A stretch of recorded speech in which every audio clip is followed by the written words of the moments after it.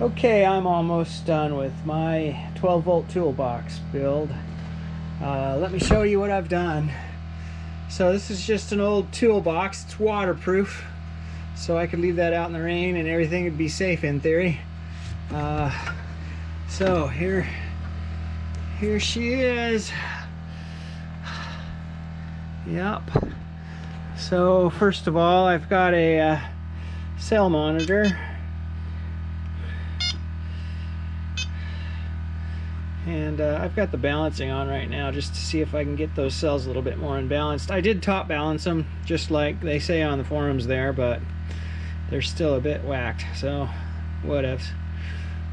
And here's my battery box. You've seen previous video about that. I've got a main battery switch on here. I can turn that off and just disconnect this Anderson 175 amp connector and pull that out easily enough and use it to jump start a vehicle or for other uses that only require 12 volt and not 110 from the inverter. Inside the battery box I've got a Overkill Solar BMS hooked up and it's working. Got the Bluetooth module right here for it. So yeah, that's that. I've got my Victron Phoenix inverter. I've got my Victron MPPT 100/30 bus bars. I've got a breaker for the inverter, a breaker for the charger. I've got a breaker here for 12 volt loads. I've got a fuse panel for 12 volt loads. Right now the only thing I have hooked up to that is a little car cigarette lighter adapter that also has USB outlets. And I've got a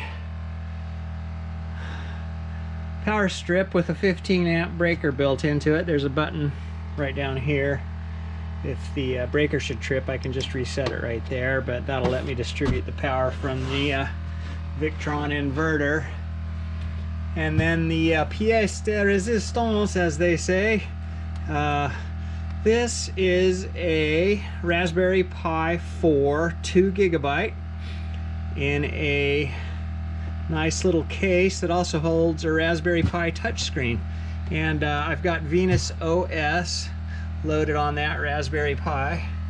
And as you can see, it's got the Venus OS interface right here on a touchscreen. So I can see all the PV charge, battery status. Oh yeah, I'm going to add a BMV 702. It's on the way. That's a Victron's shunt-based battery monitor, so that'll help more accurately gauge the level of the battery. And then I can also set this up to let the solar charge controller read the temperature and the battery status from the BMV 702 once I get that hooked up. So that'll be real nice. And so yeah, it's just got the touch interface. Here's an alternative display interface. It's got the menus. So these are my devices. There's my smart solar charging at 20 watts. And nothing coming out of the Phoenix inverter right now, so I can click on that and configure a few things. It's linked to the internet via Wi-Fi, and so I can access this on my phone with Victron Connect app, which is awesome. I can configure all the settings in the inverter, turn the inverter on and off, do anything I need to with the solar charge controller, change the charging amps or any of the parameters on the charge controller. And I'll also be able to monitor the battery accurately once I get the BMV 702 shipped in and installed. And yeah, the new Victron Connect app is just great. I can do all of that remotely anywhere in the world as long as the box has internet access and I have my phone with me. So yeah, it's really cool. I like that fact. And right now I've just got the MPPT plugged into my big 48 volt BYD battery to charge it. So I mean, this is just a cable that goes right to my big 48 volt system, and then I've got the amps on this set to I think 10 or something, so it just, you know, it doesn't overamp the cable here. But I just wanted to top the batteries up, see how the balance is on them, and then potentially do a load test once I get them up to speed and well balanced. So that'll be the next video. Anyway, Dark Star on the Metagrid signing off.